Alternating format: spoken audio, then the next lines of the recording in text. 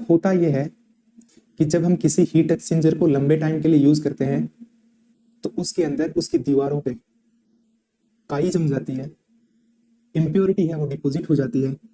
इस फिनोमेना को हम फॉलिंग बोलते हैं।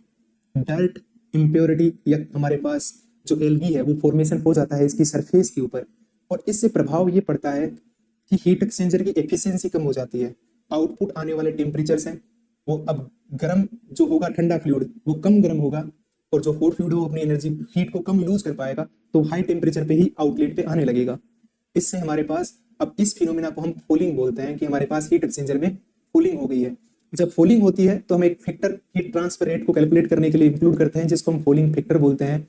हमेशा ध्यान में रखना, यहां पर आप देख सकते हैं ये अंदर वाला पाइप है, इसकी अंदर वाली सरफेस के ऊपर पर्पल कलर में आपको दिख रहा है, और बाहर वाली सरफेस के ऊपर आपको यहाँ पर एक चीज दिख रही है, वो है इम्प्योरिटी, डर्ट या फिर एल्गी फॉर्मेशन हो गया है, और इसी को हम फॉलिंग बोलते हैं।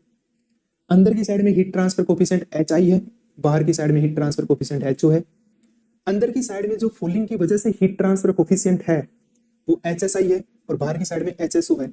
तो अगर आप यहाँ पर overall heat transfer coefficient 1/UA अगर इंटरनल एरिया या इनर एरिया के बेस पे लिखेंगे तो 1/UIAI, आउटर एरिया के बेस पे लिखेंगे तो 1/UAAO इज इक्वल टू, अब इसमें 3 टर्म हुआ करती थी, 1/HIAI, 1/HOAO।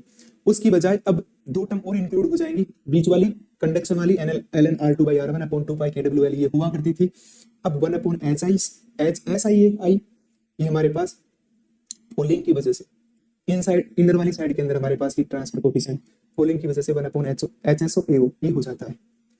होता क्या है, ओबियसली थर्मल रेजिस्टेंस है वो बढ़ जाता है, रेट ऑफ हीट ट्रांसफर घट जाती है, यानी हॉट फ्लूइड कोल्ड फ्लूइड को जो हीट जिस रेट से दे रहा था अब उससे कम रेट पे हीट देगा।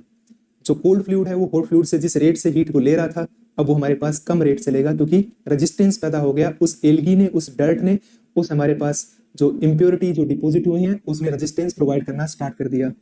यहाँ पर हमारे पास कॉन्सेप्ट आता है फॉलिंग फैक्टर का।